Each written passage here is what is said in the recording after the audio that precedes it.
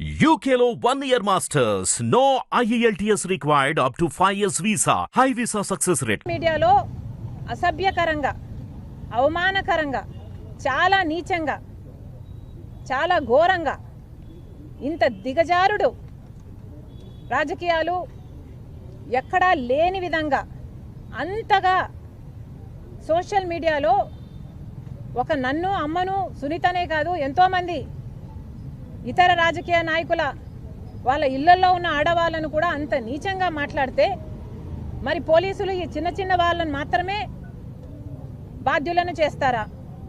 నిజానికి చేస్తుంది వీళ్ళైనా, ఈ చిన్న వాళ్ళైనా చేయిస్తున్నది ఎవరు అన్నది తెలుసుకోవాల్సిన అవసరం లేదా?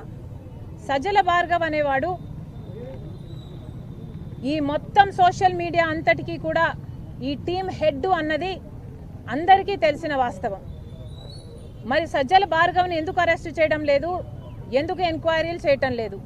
అవినాష్ రెడ్డి గారి పేరు ఒకరు తీస్తే కూడా ఎందుకు అరెస్ట్ లేవు, ఎందుకు వారిని ఎంక్వైరీలు చేయడం లేదో పోలీసులు సమాధానం చెప్పాలి. ఎందుకంటే చేస్తున్న వారిని అరెస్ట్ చేస్తే సరిపోదు, చేయిస్తున్న వాళ్ళు ఎవరో కనుక్కొని అరెస్టు చేస్తేనే మళ్ళీ ఇవి జరగకుండా ఉంటాయి.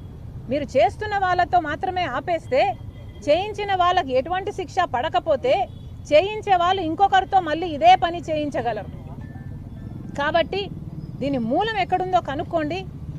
ఎంక్వైరీలు ఎవరిని చేయాలో, ఏ పెద్ద తలకాయలు అందరినీ ఎవరెవరిని చేయాలో, ఎంత పెద్ద తలకాయలైనా పర్వాలేదు, ఏ ప్యాలెస్లలో బ్రతుకుతున్నా పర్వాలేదు, కానీ పోలీసుల బాధ్యత దీని మూలాలు వెతకాలి, వాళ్ళను అదుపులోకి తీసుకోవాలి, ఎంక్వైరీలు చేయాలి, శిక్ష పడాలి.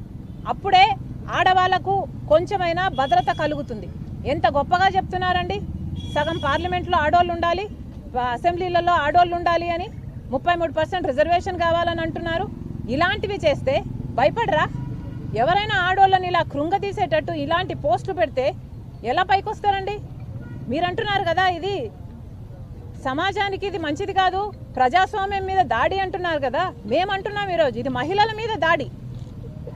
ఇది సంఘంలో మహిళలు బతకకూడదు, పైకి రాకూడదు అని మహిళల మీద జరుగుతున్న దాడి ఇది. దీనికి వెంటనే బాధ్యులు ఎవరో కనుక్కోవాలి, మూలాలు కనుక్కోవాలి, పెద్ద తలకాయలను పట్టుకోవాలి, శిక్షించాలి.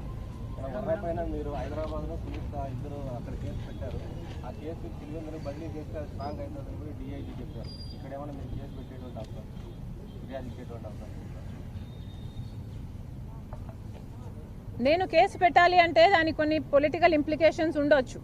బికాజ్ నేను కాంగ్రెస్ పార్టీ అధ్యక్షురాలుగా నాకు అంత లిబర్టీ ఉండకపోవచ్చు. కానీ ఇది ఒక సోషల్ కాజ్. నేను కేసు పెడితే దీనికి ఒక పొలిటికల్ రంగు పూసినట్టు అవుతుంది. That's not what we want hear.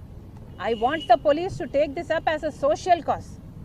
నేను కేసు పెట్టినా పెట్టకపోయినా బాధితులు వీళ్ళు, చేయించిన వాళ్ళు వీళ్ళు అని తెలిసినప్పుడు దయచేసి యాక్షన్ తీసుకోండి. మాలాంటి వాళ్ళకు మళ్ళీ కాన్ఫిడెన్స్ దయచేయండి. రాజకీయాలు చేయడము is not an easy thing for women. మీరు ఇలాంటివి చేస్తే అసలు రాజకీయాల్లోకి రావడానికే భయపడతారు కదా.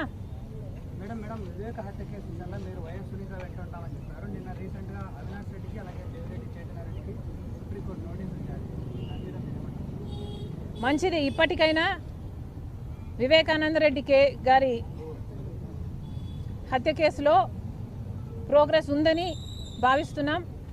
చాలా మంచిది. నేను ఇప్పుడు కాదు, ముందు కాదు, ఎప్పుడు కూడా సునీతతో ఉన్నాను. వాళ్ళు బాధితులు, న్యాయం జరగాలి. వివేకానంద రెడ్డి గారి హత్య కేసులో అసలు చేయించింది ఎవరో కనిపెట్టాలి, శిక్షించాలి. Thank you guys, thank you.